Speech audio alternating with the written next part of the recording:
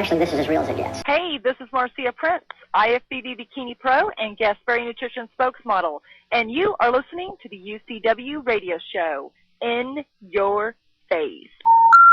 The number you have reached, 911, has been changed to a non-published number. You're listening to UCW Radio. In Your Face. All right, welcome to the UCW radio show, and we've had a lot going on lately, a lot of great guests coming on the show, and a lot of things happening. Tonight, we have a great guest on deck. She's with the Travel Channel. She's a host of the popular show Food Wars. And she also hosts a few other shows. She has a lot of things going on. And I don't think we're going to have the opportunity to touch on everything that she has going on. But for sure, we're going to have a better view on who she is and what she's doing. And trust me, once you find out more about her, you're going to, like everyone else does, you're going to want to follow her career because it's just getting brighter and brighter.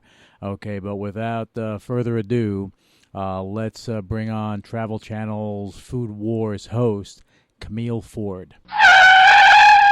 Camille, welcome to the UCW radio show. How are you? I'm so awesome. How are you? Pretty good, pretty good. I'm excited to have you on the show. So much. Yeah. How are we going to even cover everything we have to talk about? We have to talk really, really fast. I think so. No, I don't. That's like that Matchbox car guy. I can't do that. I can't talk that fast, so forget about it. But you know, you've done a lot of things. You're the host of Food Wars. I love that show on the Travel Channel. I know you were doing something in Maine with that, but we'll get into that in a minute. But you host another show on HGTV, I think. Or is on the Travel Channel, Design Wars? Yeah, Design Wars on HGTV. Okay, yep. Yeah. Okay, that's only part of what you do. You also, from what I understand, and correct me if I'm wrong, you're an ambassador for Lululemon. Yeah. What's up with that? Oh my gosh, just fun, spandex wearing awesomeness. Nice. Yeah, basically I teach like skateboarding workshops and rock climbing workshops and slacklining workshops, and basically just get people out of their comfort zone, because Lululemon is usually just yoga. Right. And I was like, I don't really do yoga, but I do like adrenaline. And so they put me on as their rock star ambassador, which I thought was pretty awesome. Oh, so what are they calling it? Kick ass or what? Yeah, pretty much. Okay, so now, I mean, you're doing all this stuff in TV and beyond that. How did all this stuff come to pass? How did you get started? I think it was just a life. Honestly, it's more than anything, it's just a lifestyle. Mm-hmm. I've always been super interested in food. I've always been super interested in travel, and I think a lot of people are. But I was lucky enough to move to New York and kind of pursue it in a little bit more focused way. And I think what made it unique is the fact that I came from such an adventurous world. So I hadn't grown up in Manhattan, so I was super down to earth. I knew what it was like to kind of stand in line for the free lunch in the summertime. Mm-hmm. I think that part of what makes me so capable as a host, as a TV host, is the fact that I'm just a regular person that's actually curious. Yeah, well, that's good, because, I mean, you're not afraid to take a chance. No, I, in fact, revel chances. I love them. I think so. I think so. And you're originally from I think you're originally from Oregon, right? Yeah, Oregon. Well, I lived in Oregon, and then Utah, and then Arizona. I have 6 other brothers and sisters, and so my parents moved around a lot.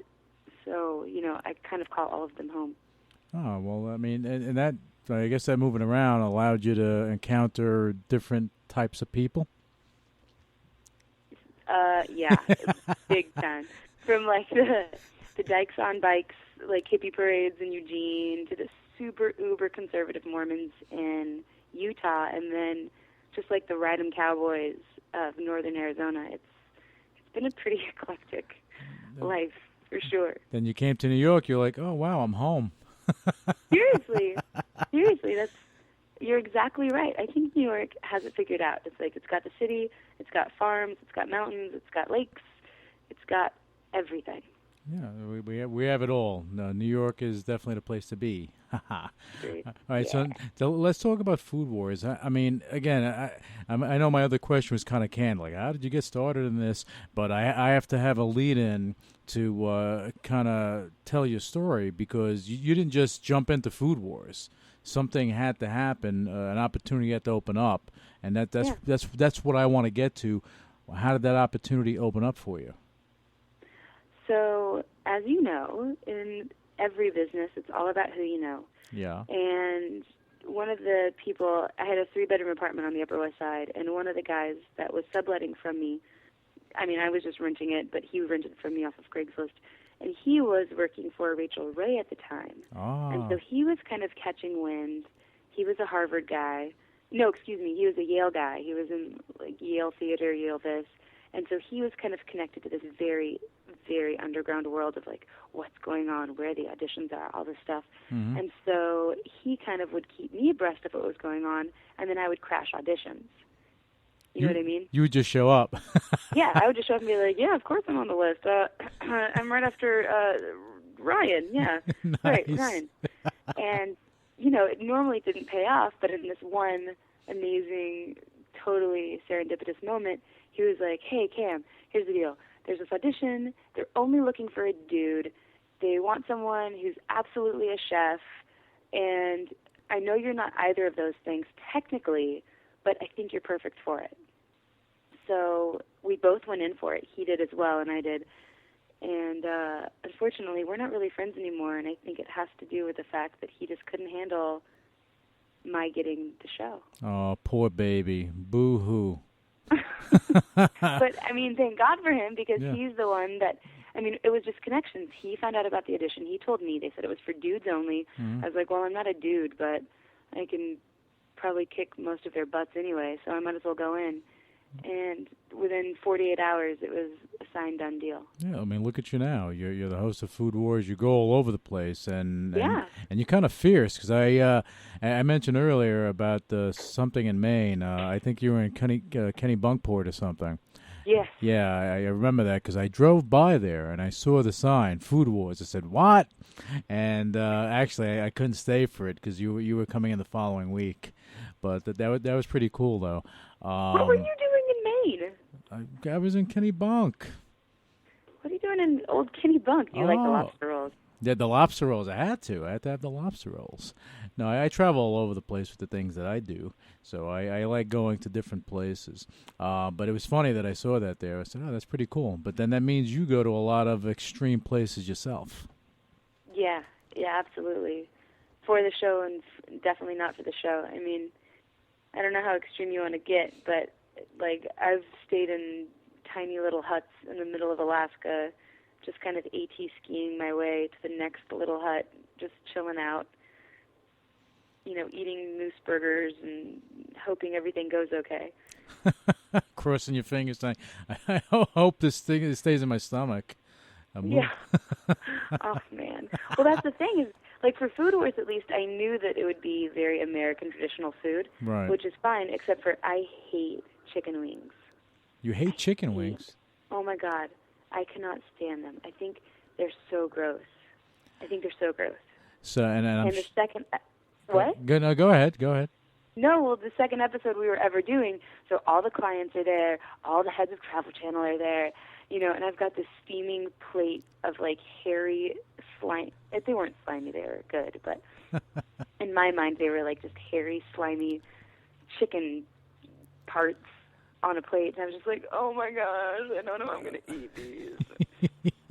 Oh, that's the worst. Actually, you're making me not like them.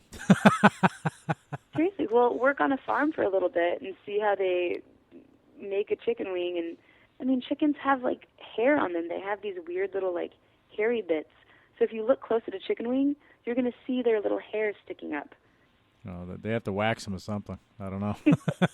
The Brazilian chicken wax. Yeah, Brazilian chicken wax. wax. Oh my God. Cock wax. That can be a multi-million-dollar idea. Who knows? Seriously.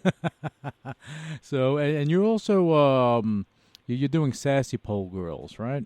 Yep, absolutely. All right, you're the owner of that bad boy or bad girl.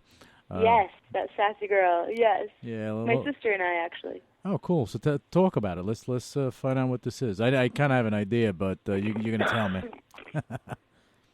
Well, it is mainly for women in their late 20s, early 30s, and above who just kind of want to get in touch with their feminine side, want to know what it's like to feel a little bit sexier, a little sassier, and also want to get in great shape.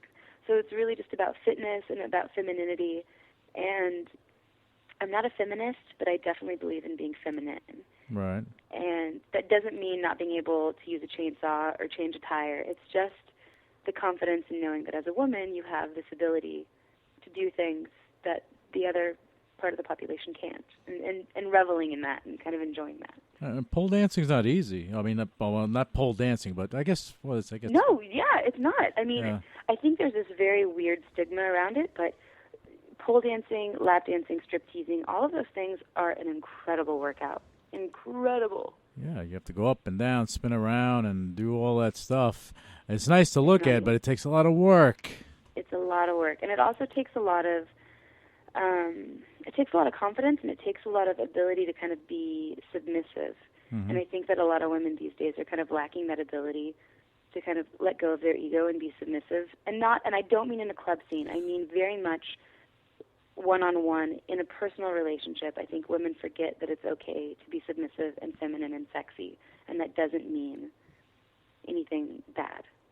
Oh, that can be good. It all depends on what you're looking for in your relationship. Well, yeah. I mean, Sassy Pole Girls is really just about helping relationships. At the end of the day, it's about being a better woman because that makes you a better partner. No, that is true, and I hope that a lot of people heard that just now. Listen to Cammy. You have to listen to her. She knows what she's talking about. So you're doing Sassy Pole Girls. You're the host of Food Wars, Design Wars. Now, Design Wars, is that on demand? I think it's on demand. That's funny because I'm actually doing a show for on demand, and I don't even know if I'm on demand for on demand. I don't know. I think it is. Well, I would assume so. I think we have to call on demand. We have to call somebody. We have to find out. We need. I know you would think that I would know since I'm the one reading all the scripts. But yeah, I'm on demand. Yeah, you're on demand. You're in demand. How do you like that? You are in demand. There you go. Perfect. And what was you had another show you were doing? The Best Places. Oh yeah, Best Places Ever. That was fun. That was just a bunch of Travel Channel hosts kind of getting together and collaborating on cool places that they've been or that they've seen. That was awesome to do.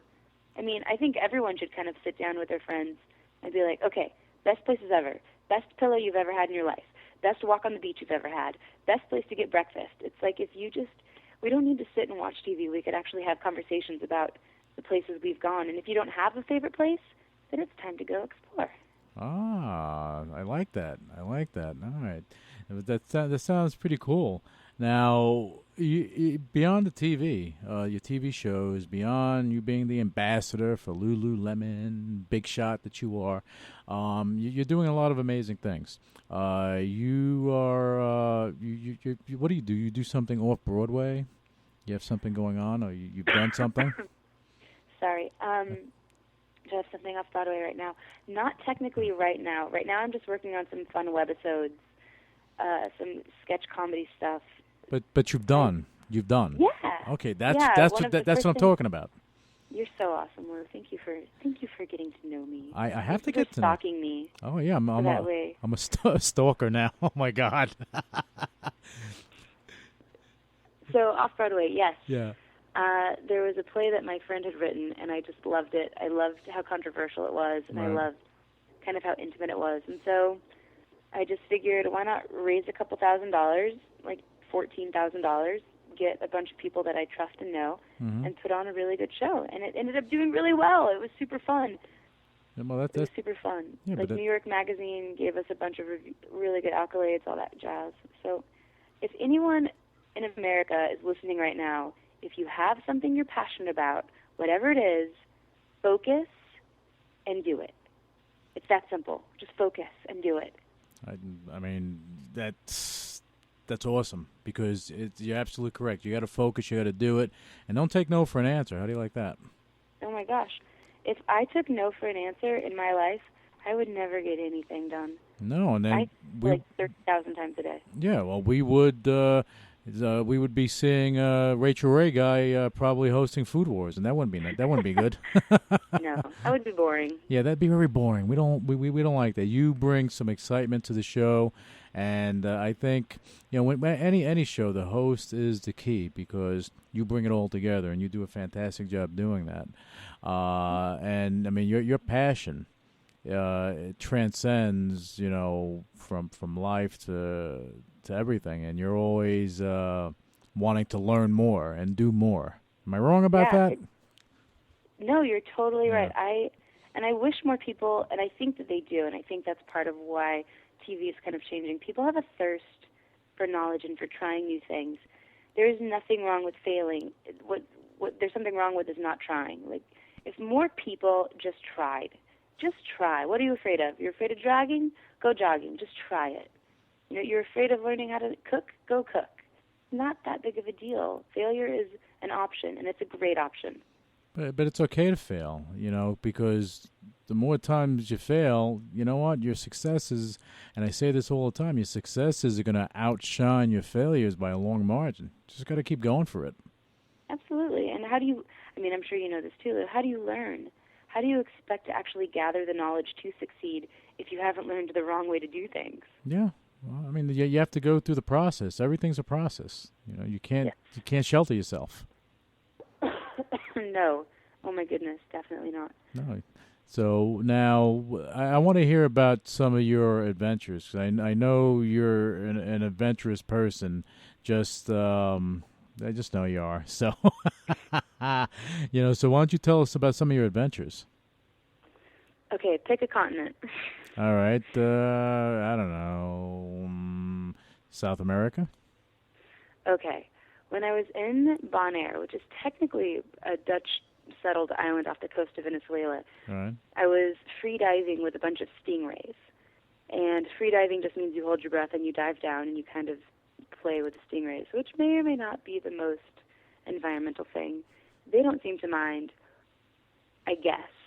But, okay, while I was doing that, touching the stingray, coming back up, doing these things, there was a few people down the way that were also kind of free diving, scuba diving. It's a right to dive island.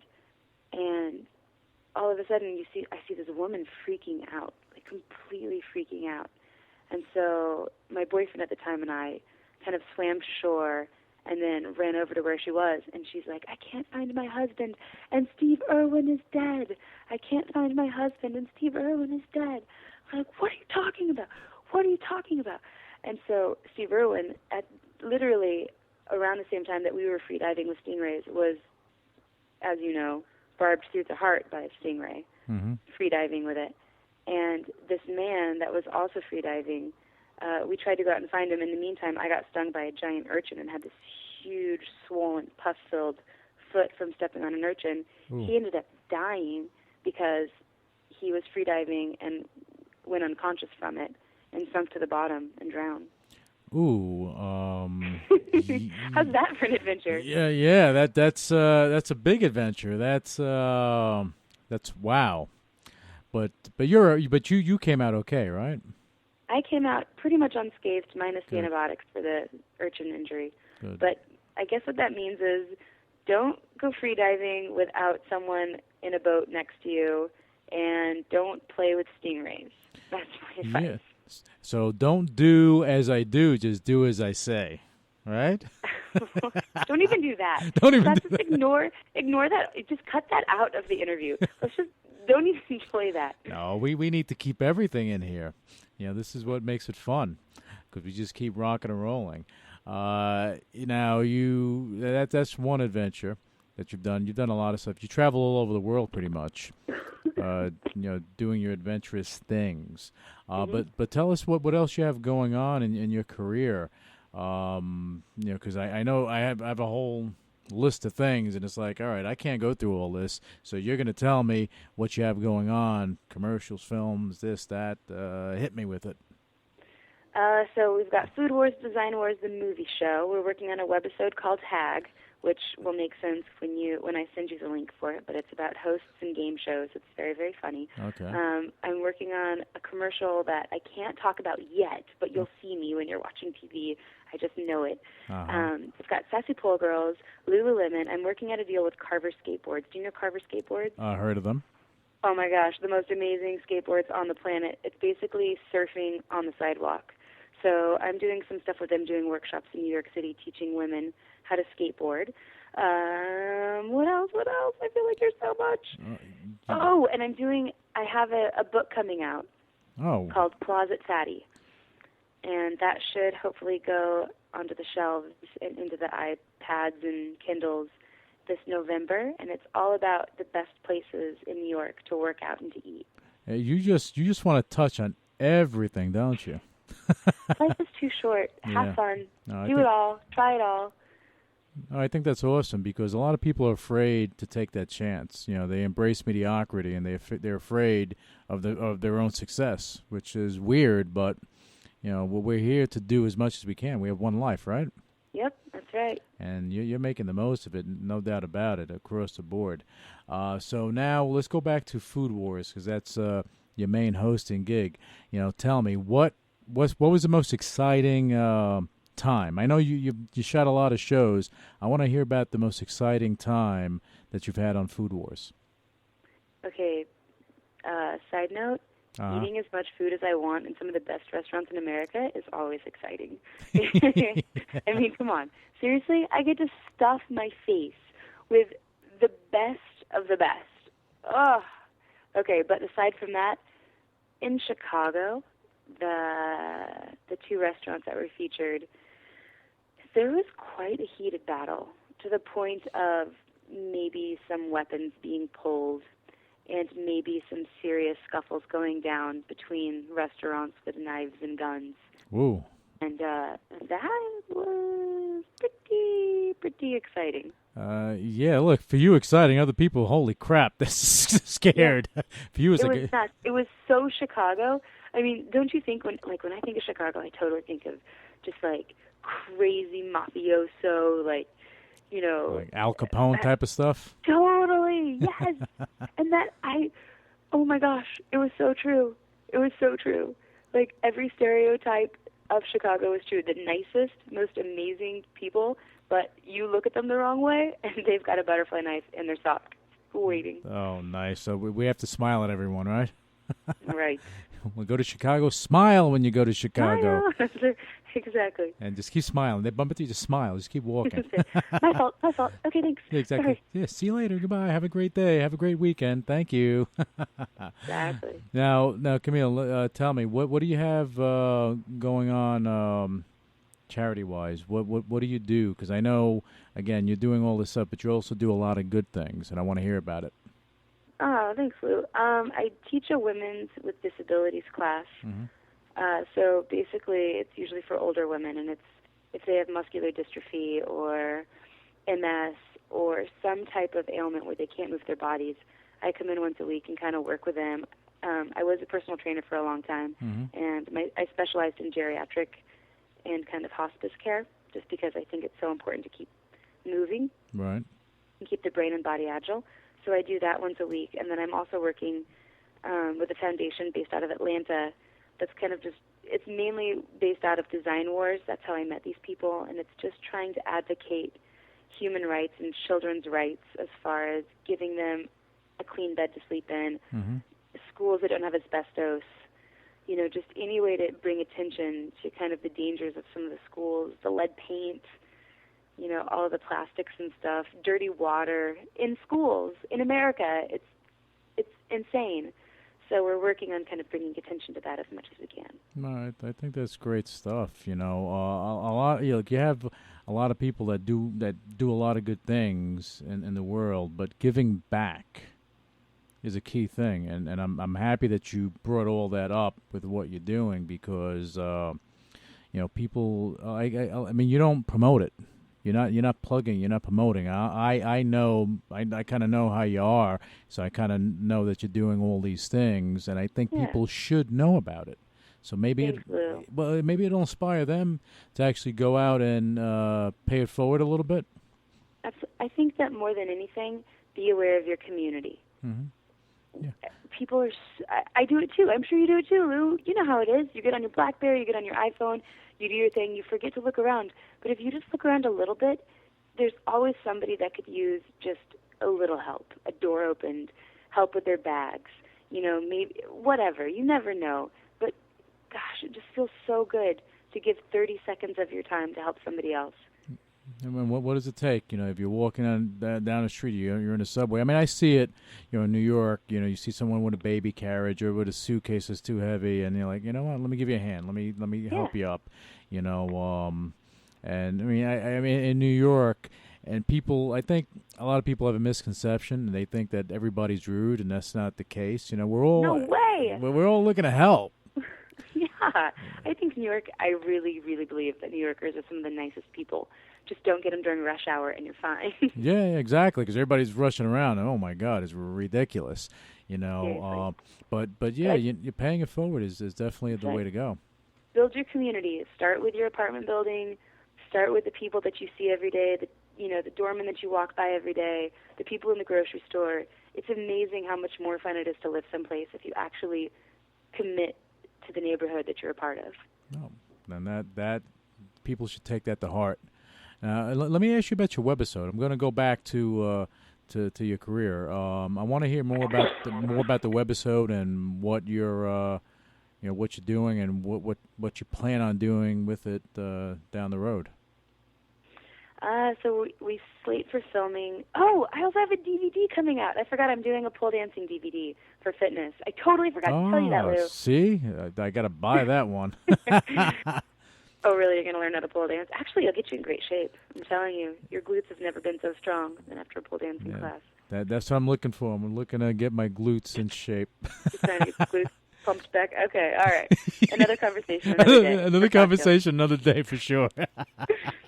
But yeah, the webisode is basically just going to be kind of a spoof on the world that I've been living in for the past 8 years as far as the industry. It's just, I think it would be really fun for people to kind of see what's happening on the other side of the camera. And I've got this really great writer that I know that also used to work for Family Guy and some other people, blah, blah, blah. Nice. But the script is funny, and hopefully it goes well. Well, I mean, I'm sure it is because, again, how you are as a person and your personality, if that's going to trickle in to how the writing's going to go for it, you're going to have a hit. Thank you. Thank you. And I'm saying it now. It's going to be a hit because I know when it's a hit that when I go to call you the next time, you're going to say, Lou who? I'll be like... Yeah, that's an inside joke now. Lou who? Lou who? Who are you? I don't know any Lou's. Yeah, exactly. Well, yeah, that's funny. That's an inside joke. We're not going to talk about that anymore. No, definitely. Another conversation another day, Lou. Yeah, exactly. And, all right, so your DVD, when is that coming out? You know what? I'm working on it. I want it to be perfect. I want it to be available for every woman, and I want it to make sense and really get women in shape and really get them in sensual and physical shape. That's the goal. So I'm taking my time with it. I really want it to be perfect. Okay, I understand that. You want to put out a product because it's a part of you. You're branding it, so it has to be what you want it to be. Yeah, and more importantly, I don't know, Lou. I'm sure you buy workout DVDs all the time. Oh, yeah. I'm in line for those bad boys. When I buy a DVD, I'm always like, what is this garbage? Like, what? Why did I just buy this? I get so mad. So I want to do it right. I want women to be able to get into shape and to feel great and to not feel like they got jerked around. Well, I don't think no pun intended. Well, yeah, no pun intended. But bump. Too funny, But yeah, I think that just how you are and whatnot, you're gonna bring perfection to the table. I mean, that's perfect for you, and I think you're gonna have people adhering to it. And I think you're gonna do very well with the DVD. Your sales should climb, and I will plug it as much as possible. Thank you, Lou. More importantly, I just want women to be comfortable in their own skin. I want people to stop thinking they have to be thin and perfect all the time. It's okay to just be yourself. That's That is what I want. More than anything else, that. Well, I think you're going to make that happen. And now I want us to talk about two things, okay? And I need your input on it. All right. I want to know. I mean, for the youth, and you know that's an important part of society. You know, people have to, I guess, give some sort of direction, some sort of something for these kids to allow them to achieve their goals, reach for them, fight for them, do something. You know, what would you say to these kids what would you say to them to try to help them have that mindset? The mindset to succeed? Yeah. I think, geez Louise, there's so many things. I think not being afraid to fail and focus. Like if and follow your heart. I don't know. Geez, how many cliches things can I say? Okay, here's what I'm going to say. This is what I did, and it worked really well for me. Don't do drugs. Don't have sex until you're out of college, and make sure to call your parents once a week. I feel like if you do those three things, you will stay grounded, you will stay focused, and you'll stay out of trouble. It'll keep you in check. And then you'll have all this free time because you're not doing drugs and having sex. You can get lots done. Oh, my God. Well, I hope that they listen to you. That'd be a good thing. Yeah, but at the very least, don't do drugs. Definitely, drugs are a no-no. And we have a big problem with that, not only in the United States, but throughout the world with the prescription drugs and everything. I have a lot of things to say about that. Oh, my God. Yeah, it's bad. It's bad. Bad. And it's unnecessary. I'm telling you that cliff jumping into an awesome body of water is way, way more drug-induced than some prescription pill. Like, the drugs that your body can secrete if you just push yourself to the edge in a positive way, like going running, going mountain biking, trying new things, it's so much more rewarding. Yeah, no, without a doubt. That's living life. That's because you have that inside of you, and I guess people are always chasing that adrenaline, that high. But you can have that high out of life. Yes. If you want it. It's so great. It's so much better, and there's really no side effects other than you're in great shape and you're mentally alert and aware, which is, that's good. Yeah, well, the side effect you may scare people, but that's okay. Yeah, you might pick people up and twirl them around. No big deal. You're like, yeah, you were my significant other, but I guess I'm too much for you. Bye. It happens. It does happen.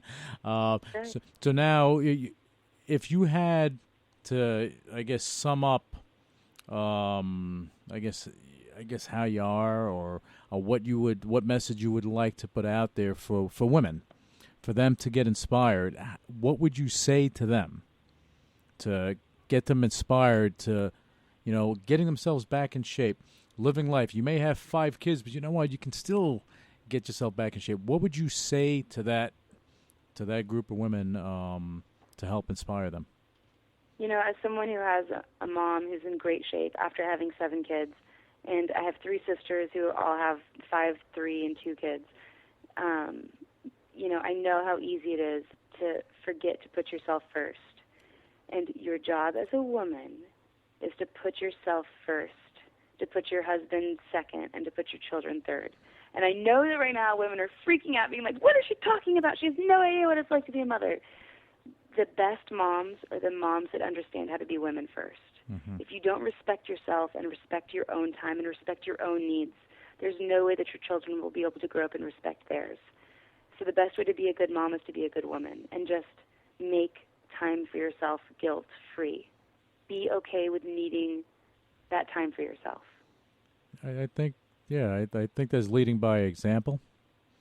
Yeah, because I think some women have it in their minds that, hey, you know what, I have to sacrifice my life for my children. Yeah, you obviously you want to do everything you can to give them a better life and everything, but you're not supposed to stop living yourself. No. Yeah. You're so much happier. Physically, scientifically, you are a happier person if you're exercising.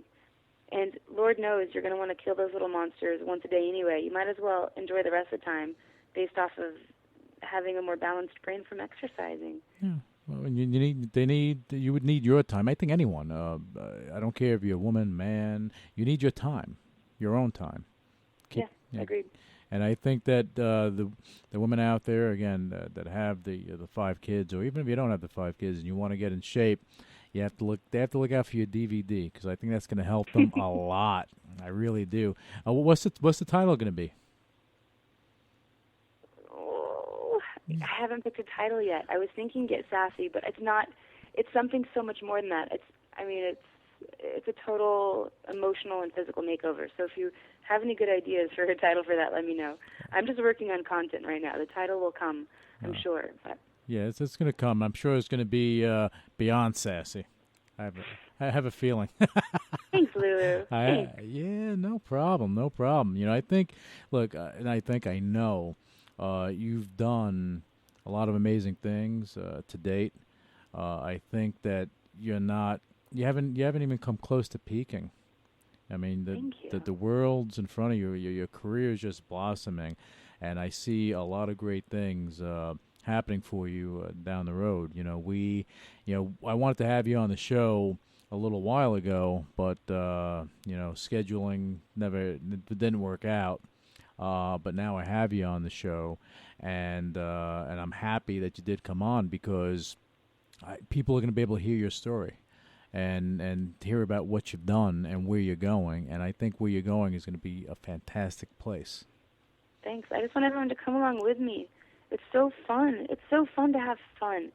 And there's no reason for people not to. So thanks, Lou. Thanks for giving me the opportunity to talk with you. And I hope people just have more fun. And I think that they should take your words to heart because life is not about working all the time and killing yourself, and then you don't enjoy it. Then you're 60, 70 years old looking in the mirror saying, hey, what happened to me?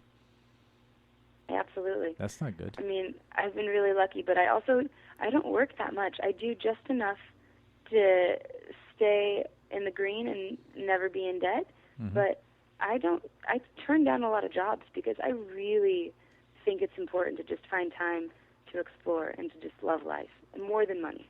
Yeah, well, I mean, and you're doing it, but you're doing great things. That's because you're happier, so you're actually achieving the things you want to achieve. You better believe it. That's the way it goes. So now what you need to do is tell our listeners how they can find out more about you, how they can actually keep track of your career, because, as I said, your career is going to blossom, woman, and I want them to be able to stay in touch and be in tune to what you have going on. Sure. Well, my phone number is 71. No, just kidding. Don't do that. Oh, my God. There's going to be a buzz. Buzz. They can go to my website, which is Camille Ford's official site, and .com, and they can kind of find out about what I'm doing there. I try to update it as much as possible, and hopefully you'll let me come back on your show and we can talk about when Closet Fatty comes out and the DVD and all that jazz. And but really, I think just my website is kind of where I touch base. Okay, you don't Twitter or tweet or that type of thing? I guess I do. You know what? I tweet a little bit. Camille Ford. It's just CAMI Ford. Camille Ford. A little tweet, not a big tweet, a little tweet. Baby tweet. Baby tweet. Baby tweet. Baby tweet. Oh, they're like Lord. Chirps. You're chirping a little bit. That's right. funny. That is hilarious. But yeah, whatever. Go ahead. Sorry. No, please go. No, talk. I want to hear you. I was just going to say that whatever I tweet, it's usually just a picture of whatever food I'm making or whatever mountain I'm climbing. So if you're into that, then definitely check on Twitter. But otherwise, just go to my website. Or go read a book. Agreed. Or get off of Facebook and read a book. You know what? Don't check my website. Go read a book that you want to read. That's way more fun. Look how selfless you are. That's fantastic. I like it. And you know what? You're always welcome on the show, and I am going to have you on because I think next time around you're going to have a lot of things to talk about with the DVD, the book, the this, the that, your webisodes, and all this stuff. And then you're gonna take over my show, and then I'm going to be hanging out with Rachel Ray guy saying, "Hey, what happened?" And I'll just be laughing maniacally in the corner. The world is mine. You're hilarious. You're great. Well, again, I think I think that how you are and what you've done and what you're going to do should be a guideline to people not to give up and keep fighting for your dreams, because that's what you did. You kept fighting. And be open to what the universe holds. Like, I didn't know I was going to get into hosting. It just kind of happened. Just be open. Yeah. Enjoy the possibility of not knowing. It's okay. It's okay not to know, to go into the darkness, because you know what? There's light at the end of the tunnel. Somewhere there's light. You'll find it. Exactly. All right, Cammy, thank you for coming on the show. And, we're going to have you back on. And is there any parting words for our listeners? Drink lots of water and stretch. Yeah, you heard it there from Camille Ford, host of Food Wars. Check her out. Go to her site. And go on Google. Just put Camille Ford in there. You can find out a whole bunch of things on her. Great person, and again, she's a star that's just shining now. But you're gonna be like a starburst, like poof.